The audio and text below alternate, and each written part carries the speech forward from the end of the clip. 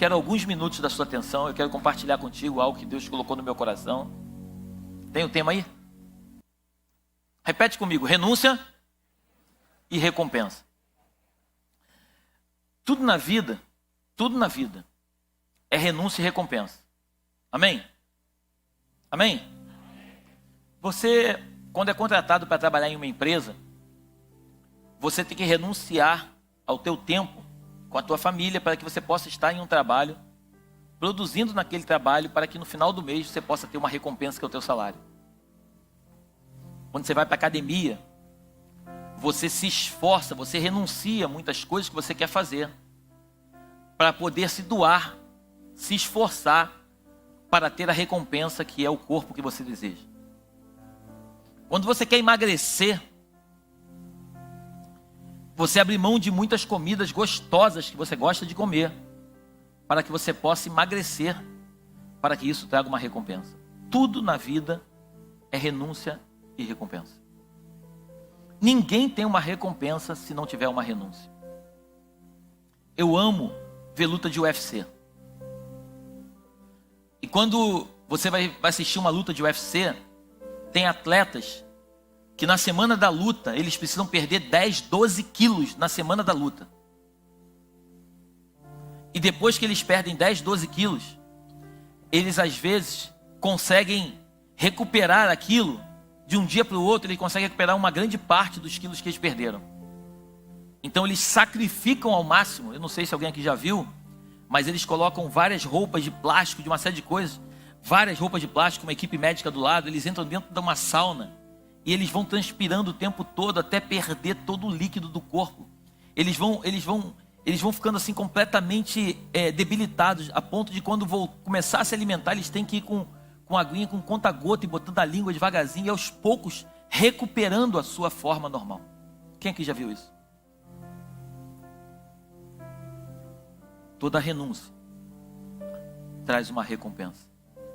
Eles sobem no ringue, muitos deles para lutar, em troca de alguns milhões de dólares. Eles desgastam toda a força que eles têm, eles doam tudo ao máximo que eles podem, eles se desgastam a ponto de ficarem completamente debilitados, para daqui a pouco subir um ringue e ter a sorte de nocautear ou talvez finalizar um adversário, para que na sua conta bancária entre alguns zeros, alguns milhões de dólares na sua conta bancária. Então toda renúncia vai trazer uma recompensa. Um jogador de futebol, todo mundo quer ser jogador de futebol, mas as pessoas só olham o lado bom, mas não olham o lado difícil da carreira de um jogador. Jogador de futebol, muitos deles treinam 2 vezes por dia. É um esforço físico enorme para poder conseguir ter o fôlego que eles têm numa partida, para que quando eles possam estar dentro de campo, eles possam dar o seu máximo, produzir, e depois de produzir, que eles consigam ser campeões, e depois de serem campeões, alguns milhões de reais entram na sua conta. Tudo na vida é renúncia versus recompensa.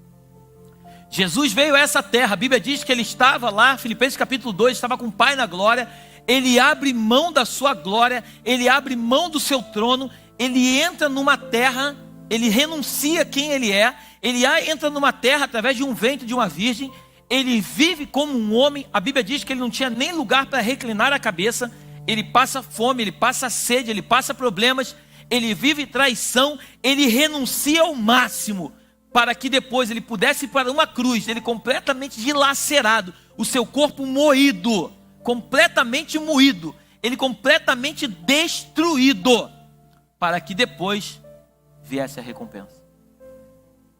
Tudo na vida, renúncia versus recompensa. E baseado nisso, eu quero compartilhar contigo um texto que está em Mateus capítulo 7, versículo 13 e 14. Entrem pela porta estreita, porque a porta larga e o caminho fácil levam para o inferno. E há muitas pessoas que andam por esse caminho. A porta estreita e o caminho difícil levam para a vida. E poucas pessoas encontram esse caminho. Coloca a mão no seu coração e feche seus olhos, por favor. Oh, Jesus. Eu sinto a tua presença nesse lugar. Eu sei que tu estás aqui. A minha oração é que o Senhor me gaste. Me tira de cena, Jesus. Não deixa nada de mim possa fluir nesse momento. Mas que a tua palavra, Jesus, que é rema, que é mais cortante do que uma espada, que ela possa fazer a transformação genuína que é necessária na vida de cada um de nós, a começar deste altar. Fala conosco, Jesus. É o que nós te pedimos e te agradecemos. Em nome de Jesus. Amém, amém. Dê um aplauso bem forte ao Senhor.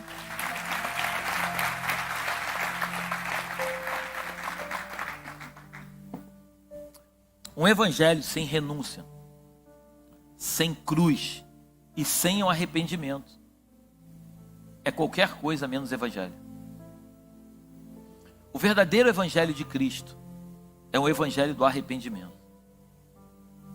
É um evangelho onde nós precisamos colocar isso na nossa mente.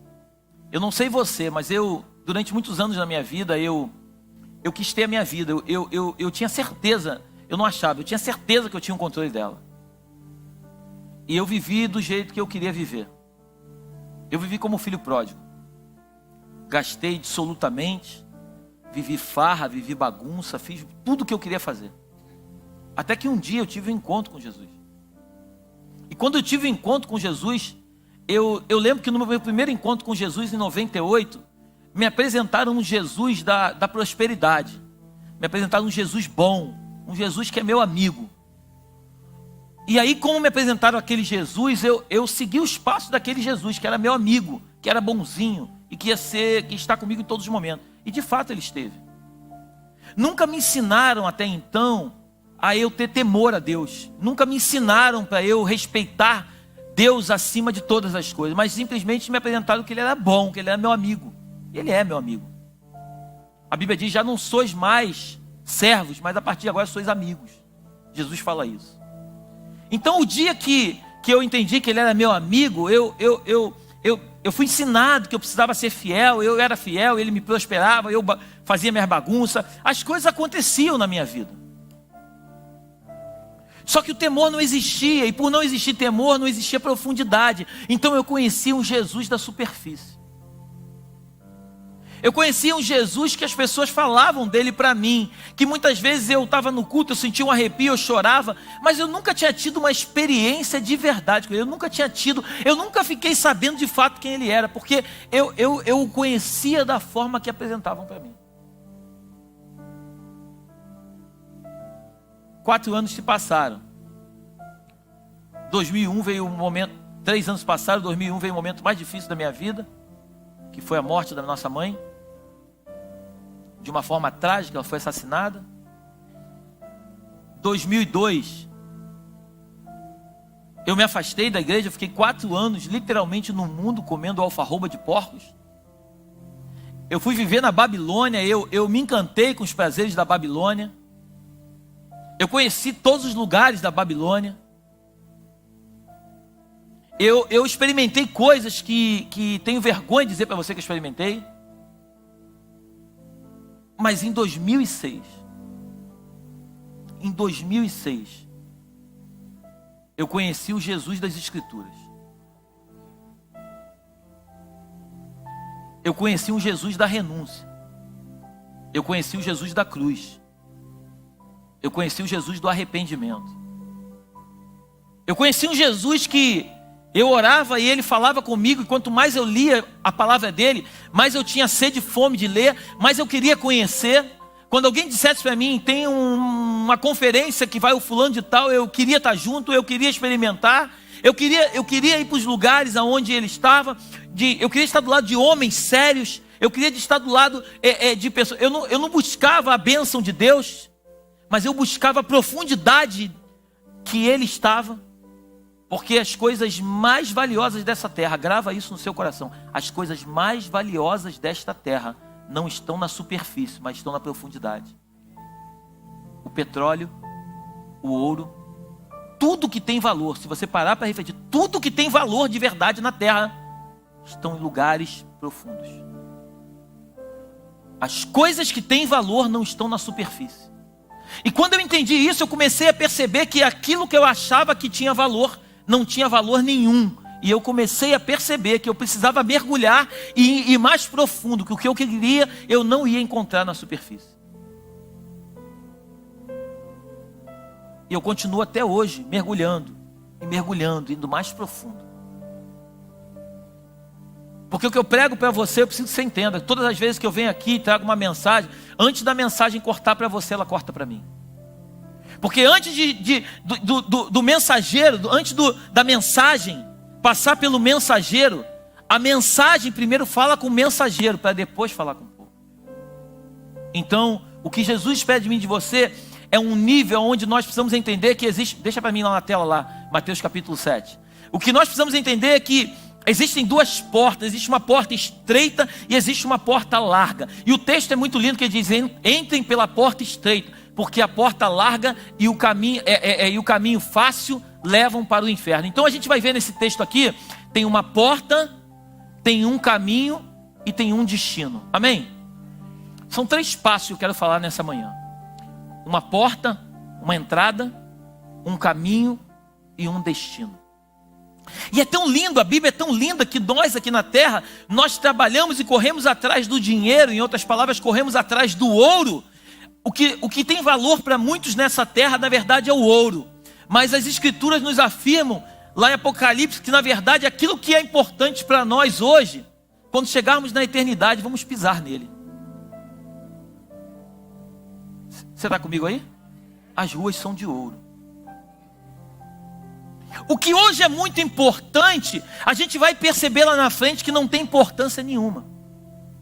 Porque os valores que esse mundo tenta colocar sobre a minha vida e sobre a tua vida são valores que são passageiros, mas o que nós precisamos são de valores eternos.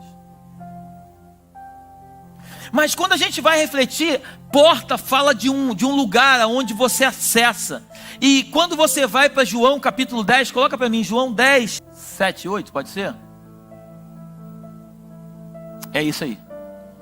Então Jesus continuou: eu afirmo a vocês que isto é verdade. Eu sou ele não diz eu sou uma porta.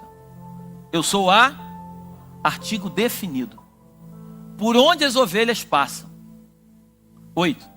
Todos os que vierem antes de mim são ladrões e bandidos, mas as ovelhas não deram atenção à voz deles. O que Jesus está dizendo é o seguinte: existem várias portas, existem portas largas, mas a porta estreita só existe uma, chama-se Jesus Cristo. Quem não entrar por essa porta vai até andar por outro caminho, mas nunca vai conseguir chegar ao destino aonde ele tem para você. Quem aqui já brincou de labirinto? Quando você entra no labirinto, o labirinto vai te levar a vários destinos, mas somente um caminho no labirinto vai te levar à saída, ao destino, ao lugar que você precisa. Então quando você entra por uma porta errada, você vai ficar lá dentro preso e você não consegue sair, porque você entrou pela porta errada. Só existe uma porta certa que vai te dar para a saída. O que Jesus está dizendo para mim e para você aqui, e aqui esse momento é no final do Sermão do Monte, um sermão muito conhecido, Mateus 5, 6 e 7, no final ele fala sobre a porta e diz o seguinte: olha, de tudo que eu falei para vocês, perceba uma coisa, eu quero deixar uma coisa clara. Olha, existe uma porta larga, e essa porta larga tem um caminho, e esse caminho vai levar vocês para o inferno. Mas existe uma porta que é estreita, e essa porta, o caminho também é estreito, mas essa porta vai levar vocês ao destino que eu tenho para vocês. Interessante que a porta, nos dias de hoje, muitas vezes, muitos de nós queremos que a porta venha se adequar à nossa forma de ser. Se a porta é estreita, que me perdoem os gordinhos, se a porta é estreita, quem está um pouquinho acima do peso vai ter dificuldade de entrar pela porta. Mas eu queria que você trouxesse para o mundo espiritual isso. Se eu estou num formato do mundo, eu, para entrar por uma porta estreita, a porta não tem que se abrir para que eu possa entrar por ela como muitos desejam. Eu preciso emagrecer no espírito para que eu possa ter de fato as medidas da porta que eu desejo entrar, para que eu possa acessá-la. O problema é que nós chegamos diante da presença de Deus, a Bíblia diz, vinde a mim como estais, mas muitos acreditam que é para continuar do jeito que chegou, e não é. Chegar é de um jeito, mas permanecer é completamente outro. Você pode chegar até fora das medidas da porta, mas para acessar uma porta, você precisa fazer uma dieta em Deus. E se abster de muitos alimentos que você não pode comer, para que você emagreça no espírito e que você possa acessar essa porta. Quando a gente vai para as escrituras, a gente vai perceber que Elias, coloca para mim 1 Reis 18, acho que 21.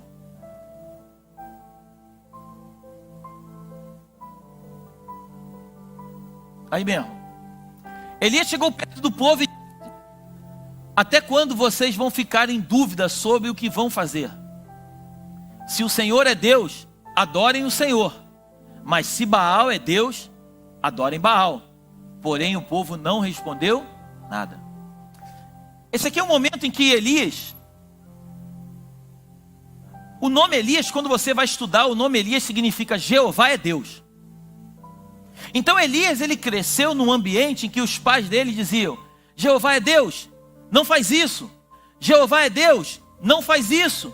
Jeová é Deus, vai para a escola. Jeová é Deus, vem cá que o papai quer falar contigo. Jeová é Deus isso, Jeová é Deus. Então ele cresceu num ambiente em que ele sabia que Jeová era Deus. Aí agora, ele chega diante de um povo, de um rei Acabe, uma endemoniada chamada Jezabel, e agora tentam colocar na mente dele que Baal é Deus. Então quando tentam colocar na mente dele que Baal é Deus, ele fala assim: não, peraí,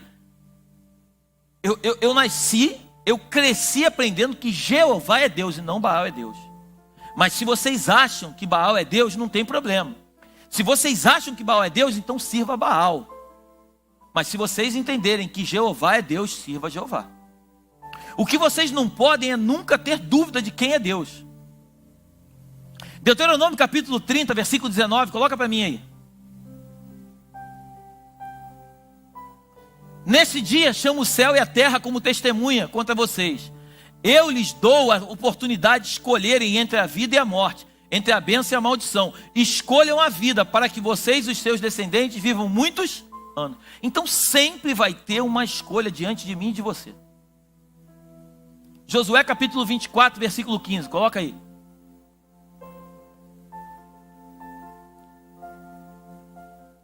Mas se vocês não querem ser servos do Senhor, decidam hoje a quem vão servir. Resolvam se vão servir os deuses com letra minúscula, que os seus antepassados adoraram na terra da Mesopotâmia, ou os deuses dos amorreus, na terra de quem vocês estão morando agora.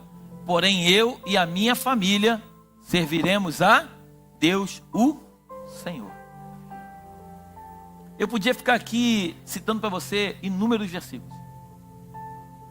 Os grandes homens de Deus, eles sempre estiveram diante de uma decisão. Jacó, quando se encontra no Val de Jaboque, ele está atravessando o val, ele está saindo de um lugar, ele está indo para um outro lugar, e a Bíblia diz que ele bota toda a sua família, tudo que ele tem indo na frente, ele vai se encontrar com Esaú, e de repente tem um momento em que ele tem um encontro com o anjo do Senhor. A Bíblia diz que quando ele se encontra com o anjo, ele luta com o anjo a noite toda, você conhece a história, mas chega um momento em que o anjo pergunta para ele assim: ei, qual é o teu nome? E quando a gente vai estudar com calma, por que o anjo pergunta para ele qual é o teu nome? Você acha que o anjo sabia ou não o nome dele? Claro que sabia. Só que Jacó, alguns anos antes, ele tinha estado diante do seu pai Isaque, e o pai dele fala assim: olha, o pelo é de Esaú, mas a voz é de Jacó. Quem é você? Ele fala assim: eu sou Esaú. Ele se passa por uma pessoa que não era ele. Ele diz que ele era o seu irmão para poder receber a primogenitura do pai. Então o pai vai e abençoa Jacó, acreditando que era Esaú. Então agora quando Jacó se encontra com o anjo se encontra com ele assim: vem cá, até quando você vai ficar dizendo que você é de fato quem você não é? Eu quero saber de você agora, qual é o teu nome, quem você é? Se hoje o Senhor viesse aqui hoje de manhã, nessa manhã de domingo, dia 4 de fevereiro de 2024, e perguntasse para você: quem você é? Qual é o teu nome? Não precisa responder, eu te pergunto. Você saberia responder de fato quem você é? Ou você tem dúvida de quem você é? A Bíblia diz que ele diz assim: eu me chamo Jacó. Perfeitamente. Lutaste com Deus e prevaleceste. A partir de agora, tu não vai se chamar nem Esaú e nem tampouco Jacó. A partir de hoje eu vou mudar o teu nome, que a tua história vai ser transformada daqui para frente. Tu vai se chamar Israel. No mundo espiritual, eu não sei se você crê nisso, mas no mundo espiritual, quando a gente tem um encontro genuíno com o Senhor, a nossa identidade, o nosso nome é transformado por Ele. Se pegarem hoje e lançar uma vara no mar para pescar o meu passado, e se eu, por algum motivo conseguirem pescar e puxar, eu tenho certeza que para Deus, independente do que eu fiz, vai estar um bilhetinho lá, quando ele abrir vai estar escrito assim: nada consta. Porque o nosso Deus, ele não nos acusa de quem nós fomos, mas ele se preocupa de quem nos tornamos. O que Deus espera de mim e de você é que nós nos tornemos, de fato, homens e vocês mulheres representantes de Cristo na terra. Pastor, qual seminário que você me indica? Pastor, eu estou fazendo um seminário. Pastor, eu estou estudando as Escrituras. Deixa eu falar uma coisa para vocês, debaixo do Espírito Santo de Deus. Isso é muito bom. Mas antes de ter conhecimento, precisa ter transformação de caráter. Uma pessoa que não é transformada no seu caráter, ela pode conhecer a Bíblia de capa a capa. Ela simplesmente é uma voz que ecoa no nada. Porque a voz que não tem profundidade não tem sentido nos dias de hoje. Hoje as pessoas estão buscando a Bíblia que anda e não a Bíblia que fala. As pessoas hoje querem viver um evangelho. Hoje o lado de fora da igreja ele é maior do que o lado de dentro. E quando você vai conversar com quem está fora saiu por quem estava dentro. Lucas capítulo 15 nos conta a história do filho pródigo, que o filho pródigo sai e gasta todo o dinheiro que o pai dá para ele, a sua parte da sua herança. E esse texto é muito lindo porque, perceba uma coisa, a herança, aquela parte que o pai deu para ele, era direito dele ou não? Sim ou não? Sim, sim. Então se era direito dele, ele gastou tudo absolutamente, o irmão não tinha nada a ver com isso, o dinheiro era dele. Aí o filho volta para casa. Quando o filho volta para casa, a primeira barreira que o filho pródigo encontra é o seu próprio irmão da sua casa, dizendo para ele que ele não era bem-vindo.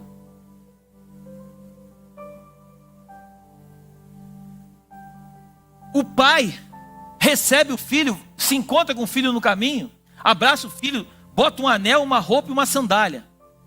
Devolve a autoridade para o filho. Mas o irmão que está dentro de casa, que está aprendendo, preste atenção nisso em nome de Jesus, que isso é de Deus. O filho que está dentro de casa, aprendendo os princípios do pai, escuta tudo que o pai fala, mas não faz nada que o pai faz. Ele vê o pai fazendo, mas ele não consegue replicar o que o pai faz.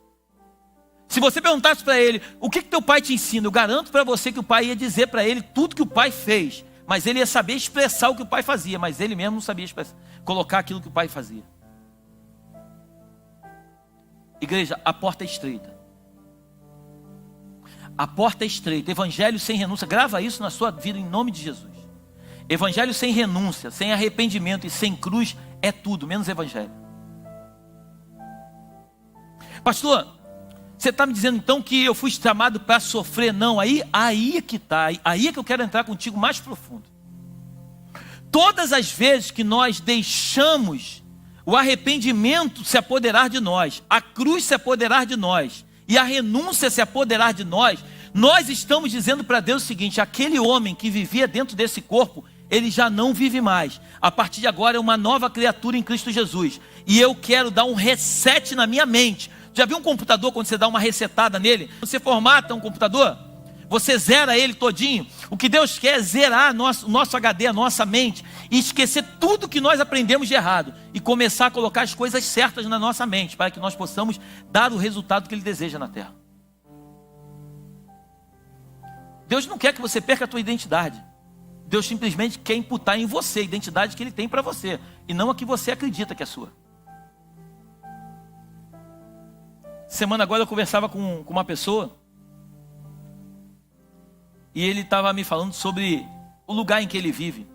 Que o lugar em que ele vive é muito difícil e acaba ele tomando algumas atitudes, porque ele mora num lugar onde as pessoas acabam seduzindo ele para fazer coisas que ele não gostaria de fazer. Só que quando a gente lê as Escrituras diz que não é o lugar que vai nos fazer, mas somos nós que vamos fazer o lugar. Quando Deus chama Abraão, em Gênesis capítulo 12, para ir para uma terra chamada Canaã, quando você vai estudar com calma, Canaã era uma terra que era oriunda de um filho de Noé chamado Cã. Noé havia amaldiçoado aquele filho.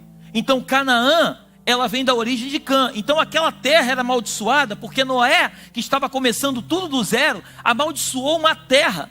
Então quando Deus manda Abraão para aquela terra, Deus não estava mandando Abraão para ser abençoado pela terra. Deus estava mandando Abraão para que Abraão abençoasse uma terra que um dia havia sido amaldiçoada.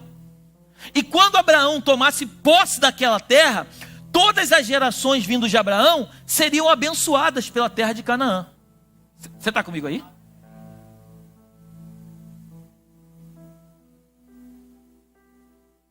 Nós somos a bênção. A bênção não está lá fora. Nós só precisamos encontrar em nós. Por isso que a Bíblia diz que certa vez Jesus falou assim, olha, vamos dizer assim, o reino dos céus está lá. Não, o reino dos céus está lá, mas na verdade o reino dos céus está dentro de nós. O reino dos céus está aqui dentro.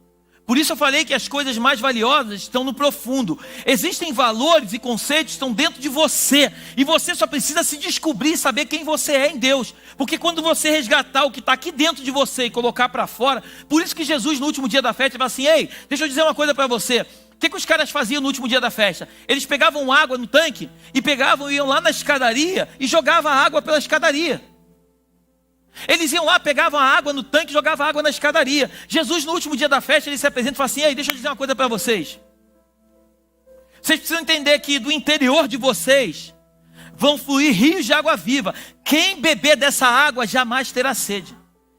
Jesus estava dizendo o seguinte, a água que vocês pegam no tanque, que vocês derramam aqui, ela é boa, mas não é o suficiente para fazer com que ela continue jorrando. Eu preciso que vocês saibam, Jesus dizendo para eles, eu preciso que vocês saibam que vocês precisam ter uma fonte. Porque quando você tem uma fonte, a água nunca acaba. Então Jesus é a fonte da tua e da minha vida. Mas para que essa fonte possa prevalecer sobre nós, existe somente uma porta.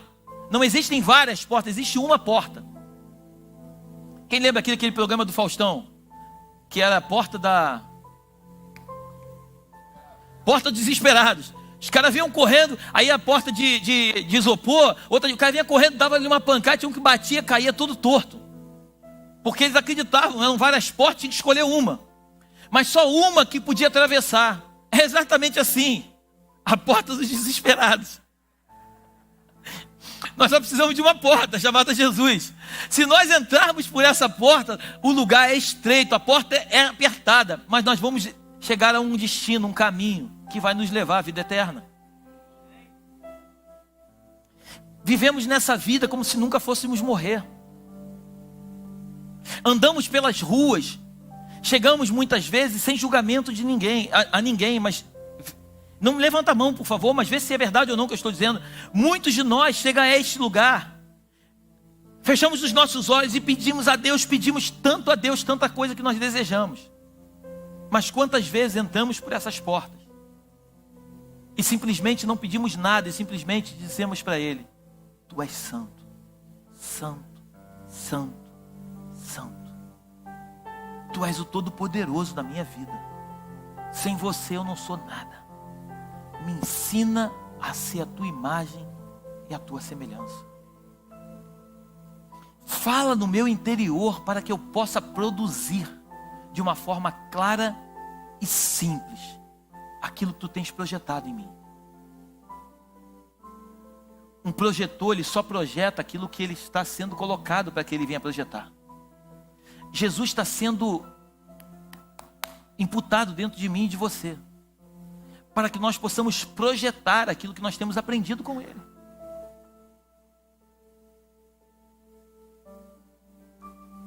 caminho é estreito, a porta é estreita, mas vai nos levar a um lugar e um destino aonde nós vamos colher muitos frutos.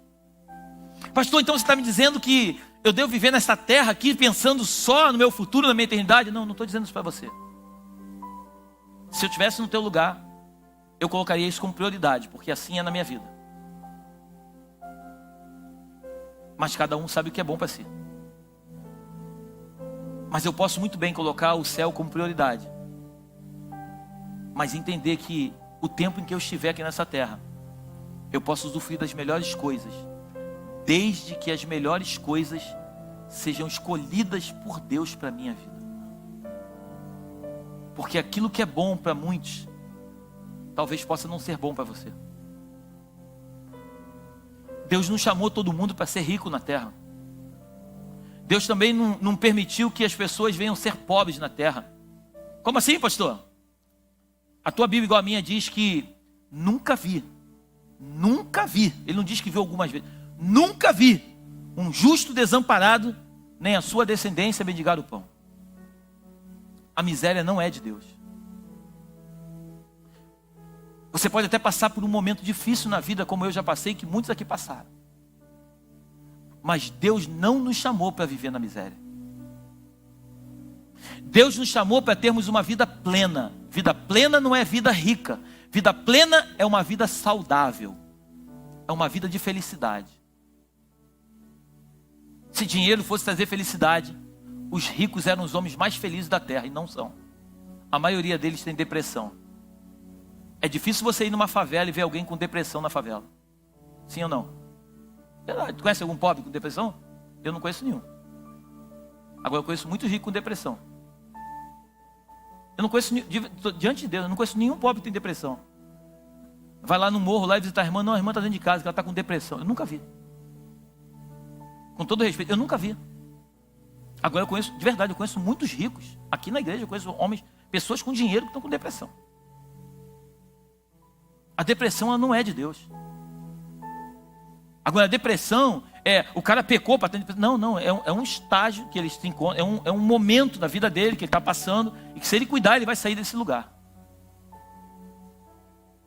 Mas isso é, a depressão é excesso de ansiedade.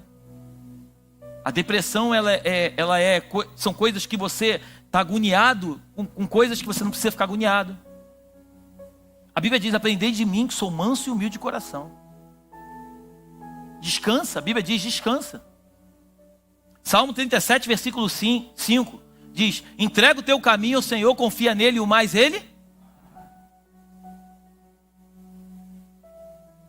Entrega o teu caminho ao Senhor, confia nele e o mais ele fará. Quem vai fazer é o Senhor, não somos nós. O que Deus tem para fazer na nossa vida é algo que nós não temos condições humanas de entender isso. No meio do processo que a gente vive na terra, eu preciso dizer uma coisa, nós vamos ser traídos. Sabe por que nós vamos ser traídos? Porque Jesus é o nosso exemplo de vida. Jesus foi traído, Jesus foi caluniado, açoitaram ele, falaram mal dele, falaram que ele era beberrão, comilão, falaram tantas coisas de Jesus, aí você de verdade acha que não vão falar de você? Quando a gente vai para as Escrituras, a Bíblia diz que quando vos caluniarem, está escrito no Sermão do Monte, quando vos caluniarem, louvai ao Senhor, porque vocês estão fazendo o que é certo, porque o mundo vai nos odiar. As pessoas que não entenderam quem é Jesus, elas não vão se adaptar com a nossa mensagem. Eu tenho falado aqui nessa casa, o mundo está de cabeça para baixo. Estão tentando convencer você e eu de que o errado é certo, de que o certo é errado. Eu não sei quantas pessoas vão convencer, mas eu vou levar até o final. Para mim certo é certo, errado é errado.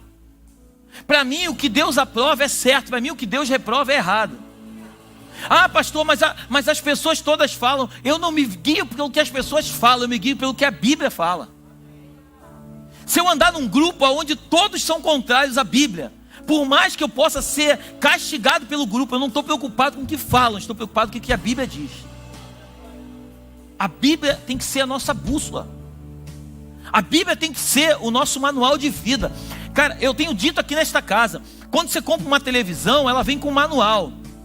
Eu não sei você, mas eu vou falar por mim. Eu compro uma televisão nova, eu instalo ela, eu ligo a televisão, aumento o volume, diminuo, melhoro um pouquinho ali a qualidade da imagem e pego o manual e jogo fora. Eu não leio o manual. Mas se eu ler o manual da televisão, eu vou ver que ela liga sozinha, ela desliga sozinha, ela tem várias funções que eu não uso. Mas por que eu não uso? Porque eu não leio o manual. O manual está fechado e vai para o lixo. A tua Bíblia, quando eu e você fomos criados, eu e você viemos com o manual de como nós temos que agir. Se nós agirmos com esse instrumento aqui, conforme o manual diz, nós teremos o melhor casamento da terra, teremos os melhores filhos da terra, teremos os melhores empregos da terra, seremos as pessoas mais felizes da terra. Está escrito no manual, não tem como dar errado. Mas qual o problema, pastor? A gente não lê o manual. Você sabia que, se não me falha a memória, 70% a 80% dos crentes são conduzidos por aquilo que o seu pastor diz e não por aquilo que a Bíblia afirma? Isso não te choca, não? Para mim me choca. Em outras palavras, se o homem de Deus, homem de Deus não, se o homem que estiver aqui, se ele não for de Deus, ele faz a igreja ir para um lugar onde ele deseja que a igreja vá. Porque a igreja é conduzida por aquilo que um líder fala e não por aquilo que a Bíblia diz. Por isso é muito triste dizer isso, mas por isso a gente vê hoje muitas seitas, muito império. O que é império, pastor? Quando a gente lê a Bíblia, império são reinos de homem. Isso é império. O único reino que é o reino de Deus é um reino eterno. Todos os grandes impérios, ontem eu estava em casa assistindo com a minha esposa uma série, não sei se alguém já viu, falando sobre Alexandre o Grande. Uma série maravilhosa. Ele tinha 20 anos, se me falha a memória, eu peguei no meio. Tinha 20 anos, um garoto jovem, mas cheio de ideias. E aí ele começa a destruir todos os reinos que ele lutava. Ele ia destruindo tudo, mas de uma forma muito inteligente. Eu cheguei agora ontem, aí parei. Cheguei até o momento em que ele conquista o Egito. Só que quando você vai ler a história de Alexandre o Grande, o império de Alexandre o Grande, um dia acabou. O império de Nabucodonosor, um dia acabou. O império de Dario, um dia acabou. O império de Atarxerxes, um dia acabou. O império de todos os homens famosos que a Bíblia fala, todos sem exceção, o império acabou. A Venezuela, há poucos anos atrás, a Venezuela era um dos países mais ricos que tinha. Hoje a fome, a miséria tomou conta da Venezuela. Todo lugar que tem um império é um tempo determinado para começar e para cair. Mas o reino de Deus, ele é eterno, ele não acaba nunca. Perseguem a igreja, você pode perceber, perseguem a igreja, querem o tempo todo, os governantes querem fazer leis, né? Para destruir a igreja, para acabar com a igreja. Quanto mais persegue a igreja, eles não perceberam isso. Mas é melhor deixar a igreja quieta. Se eu fosse eles, deixava a igreja quieta. Porque quanto mais persegue a igreja, mais a igreja cresce. Se a gente lê as escrituras, a história da igreja desde o livro de Atos, quanto mais a igreja era perseguida, mais ela crescia. Porque quanto mais bate, mais a massa vai inchando. Porque certa vez, e aqui eu fecho, a Bíblia diz que certa vez os discípulos estavam sendo levados para serem julgados. Aí Gamaliel, que era um homem inteligente, ele fala assim, olha, ele chega lá para o Sinédrio e fala assim, olha, deixa eu falar uma coisa para vocês. Antes de vocês tomarem qualquer decisão, já teve uma época que uma seita de um homem chamado Teudas. Eles começaram, cresceram, mas depois que ele morreu, acabou. Teve uma outra também, de um homem chamado Judas, que começou a crescer também, mas depois de um tempo ele morreu e acabou. Se esse negócio que esses caras estão falando aí, se é de homens, não precisa se preocupar, que daqui a pouco vai acabar. Mas se é de Deus, meu amigo, não se mete com eles não, que cada vez mais eles vão crescer. O tempo passou e nós estamos aqui. E sabe quando é que vai acabar isso? O dia que Jesus voltar para buscar a noiva dele da terra. Porque enquanto ele não voltar, a igreja nunca vai acabar. O mundo só não está completamente destruído por causa da igreja, creia nisso. Mas eu não estou falando da igreja de multidão, eu estou falando da igreja posicionada, da igreja que entrou pela porta estreita. Eu estou falando, não sei se o meu número está certo ou está errado, eu estou falando de 10, 15% da igreja. Eu estou falando de um pedaço pequenininho da igreja que está disposta a acordar cedo, 6 horas da manhã, e está aqui com o joelho dobrado, orando ao Senhor. E eu quero agradecer a igreja, porque na quarta-feira agora, nós fomos surpreendidos. O número de pessoas que estavam aqui orando aumentou bastante. O dia que a gente conseguir uma quarta-feira de manhã, botar um número de pessoas desse aqui na igreja, a gente vai entrar em lugares que vocês nunca imaginaram. Acredita nisso. Porque a Bíblia diz que onde há unidade, não sou eu que estou dizendo, está escrito nesse livro. Aonde há unidade, Deus libera a bênção. Quando nós nos reunimos para orar, quando a igreja se reúne para orar, o inferno treme. Eles podem tudo, menos com a igreja. Eles não podem com a igreja. Quando a Bíblia fala, as portas do inferno não prevalecerão contra a igreja acha, muitos crentes na igreja acham o seguinte: as portas do inferno não prevalecerão contra a igreja. Alguns crentes acham que é como se a igreja estivesse com uma porta aqui segurando e o inferno batendo, e o inferno não vai prevalecer em cima da igreja, não vai quebrar a porta. Não, esse texto está dizendo o seguinte: as portas do inferno não prevalecerão com a igreja. O texto está dizendo o seguinte: nós, igreja viva do Senhor, vamos invadir o inferno, e eles vão tentar recuar, e a gente vai quebrar tudo. Eles não vão prevalecer contra a igreja. Não é o inferno que atinge a igreja, é a igreja que atinge o inferno.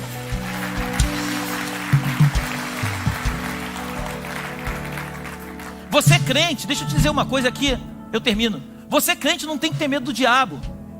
Não, pastor, eu gosto de vir para a igreja, mas quando começa esse negócio de libertação, pastor, eu tenho medo danado.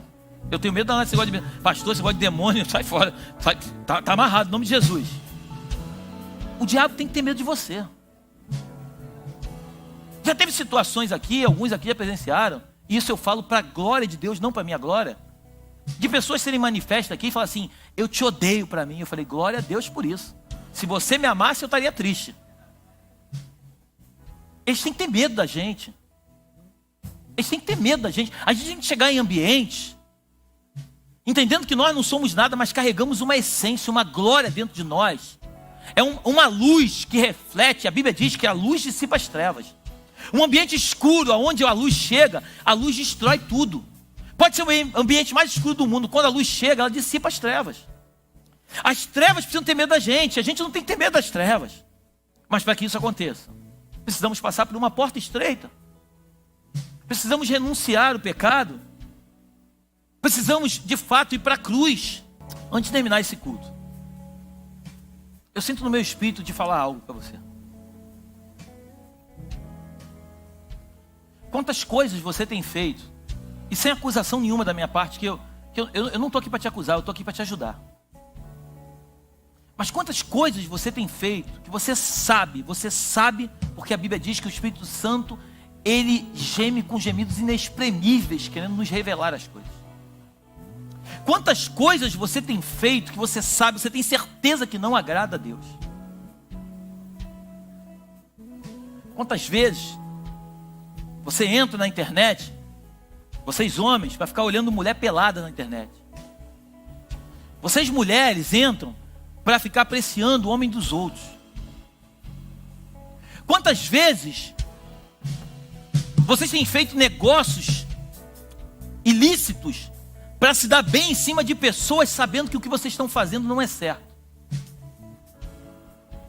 Quantas coisas, eu posso enumerar aqui 100, 200 delas. Quantas coisas vocês têm feito que não tem agradado o coração de Deus? Hoje é uma manhã de arrependimento, é uma manhã de renúncia. Para que haja uma recompensa, precisa se renunciar. Pastor, mas o que vão pensar de mim? Ei, deixa eu te dizer uma coisa, a igreja não vai pensar nada de você, cara. E quem pensar alguma coisa de você, não entendeu nada do que é esse lugar. Esse lugar, a Bíblia diz que não é para pessoas sãs, não, são para doentes. Eu sou o primeiro a estar dentro dele. Eu preciso todo dia da glória de Deus sobre a minha vida, porque eu sou uma porcaria de ser humano. Se o Senhor não for comigo, eu sou capaz de fazer bobagem. Por isso que eu me interno na igreja, porque eu preciso da igreja. Eu preciso dos meus irmãos me ajudando. O meu temperamento é a coisa que mais me incomoda em mim. Da mesma forma que eu sou muito amoroso, eu preciso me controlar, que senão daqui a pouco quando eu vou ver, eu estou cortando a cabeça de um. Eu estou expondo o meu pecado para você. Eu estou expondo o meu pecado para você. Que isso, pastor? Pastor, que absurdo. Não, é absurdo para alguns. Para mim não é absurdo. Aquele que confessa os seus pecados e os deixa, é digno de misericórdia. Eu quero ter misericórdia. Eu sei o que eu preciso. Eu quero nessa manhã, de verdade, eu quero nessa manhã. Eu quero ser o primeiro. Eu vou descer do altar, eu quero ser o primeiro a me ajoelhar aqui, nesse altar. E pedir perdão a Deus por tantas coisas erradas que eu tenho feito. Eu quero nessa manhã te convidar, saia do seu lugar e venha comigo aqui orar e venha pedir perdão. Mas venha pedir se você de fato sentir no teu coração. Não venha porque eu estou te convidando, por favor. Deus conhece o teu coração, Deus sabe quem você é. Deus sabe da tua intenção se você vier aqui só para aparecer. Deus sabe tudo.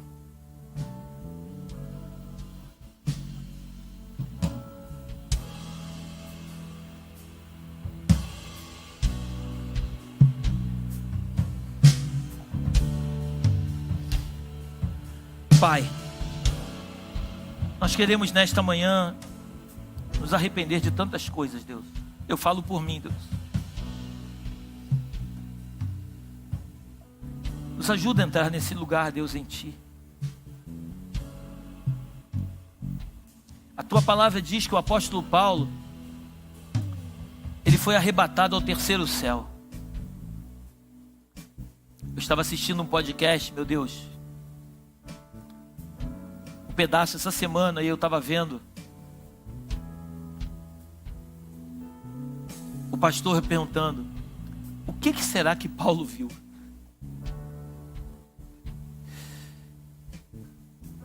Nos ajuda a ver, meu Deus, coisas que ainda não vimos, Senhor.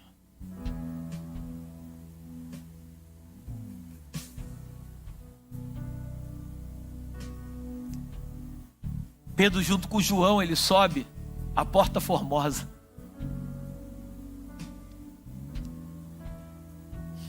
Tinha um mendigo pedindo esmola.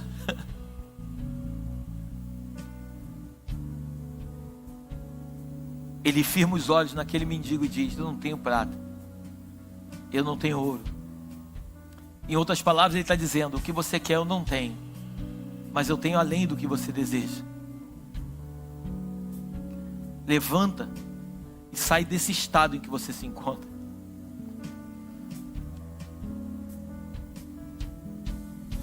Eu preciso entrar nesse lugar em Ti, Deus.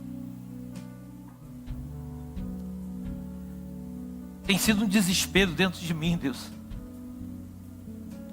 Ver quão raso como eu sou como crente, Deus.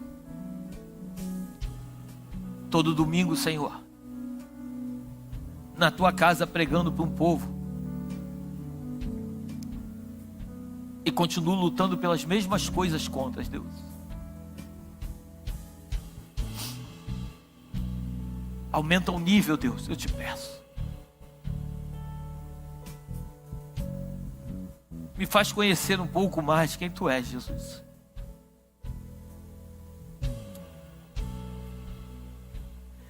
Nos ajuda a saber de fato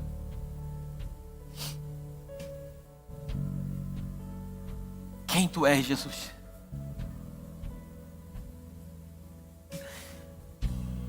Sabemos que Tu és o filho do Zé, o filho da Maria. Sabemos que Tu nasceu em Belém, que Tu foi para o Egito quando era criança, para não ser morto. Sabemos que aos 12 anos Tu estava no templo ensinando. Sabemos que Tu começou o Teu ministério aos 30. Que Tu viveu até os 33. Sabemos que Tu fez tantos milagres. Sabemos que não existiria livros na face da terra que pudessem contar tudo o que Tu fez. Mas nessa manhã eu quero te pedir uma coisa, Jesus. Se apresenta para nós. Se apresenta para nós, Jesus.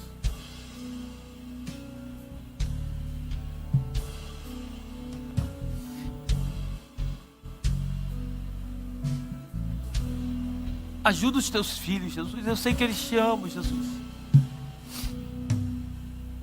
Muitos deles te amam, Jesus, mas eles em algum momento não conseguem, Pai. Eles querem, mas não conseguem. Eu te peço nesta manhã,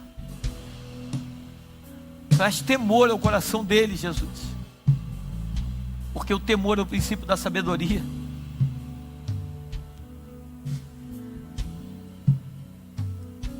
Eu sinto a tua presença aqui nesse lugar, Senhor.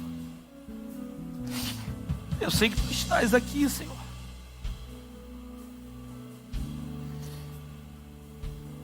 Fala conosco nessa manhã, Jesus. Nos ajuda a entrar por essa porta. Queremos viver nessa terra, meu Deus, a ponto das acusações não mais nos machucar, Deus. Queremos viver nessa terra, meu Deus, a ponto das calúnias não mais fazerem efeito na nossa vida.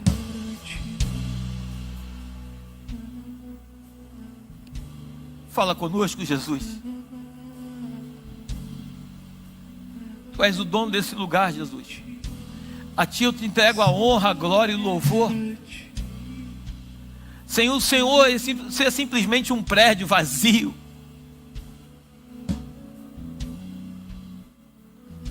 Não nos deixa nos tornarmos um império, Jesus, mas que o Teu reino venha sobre nós.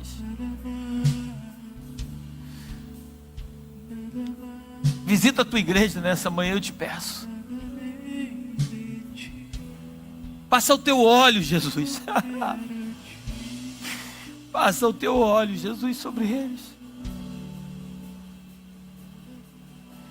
Traga unidade, traga amor no nosso coração, Jesus. Que possamos ser comovidos, meu Pai, quando encontrarmos o órfão, a viúva. Que possamos ser tocados por Ti, Jesus. Que seja uma manhã de glória, Pai. Uma manhã de transformação, Jesus. Essa é a minha oração, Jesus. Essa é a oração da Tua igreja, Jesus.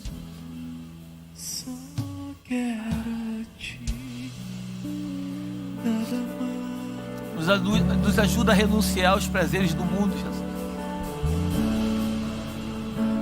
Nos ajuda a abrir mão dos manjares.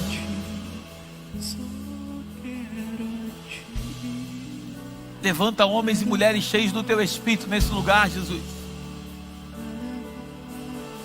Pessoas que não se preocupem com cargo, Deus, mas se preocupem com vidas, Pai. Pessoas que valorizem muito mais pessoas do que coisas, Pai. Eu te agradeço, meu Pai, por tudo que o Senhor fez e por tudo que Tu vais continuar fazendo nesses dias. Eu abençoo a Tua igreja, leva-nos debaixo da Tua graça e do Teu poder. Que tenhamos a melhor semana das nossas vidas, uma transformação genuína no nosso caráter, meu Deus, na nossa forma de pensar. Eu abençoo o Teu povo, que eles possam ir debaixo das doces consolações do Teu Espírito, Pai, e que Tu esteja presente todos os dias da vida deles. Te agradecemos por esse dia, Pai. Fica conosco, Pai, em nome de Jesus. Amém, Deus.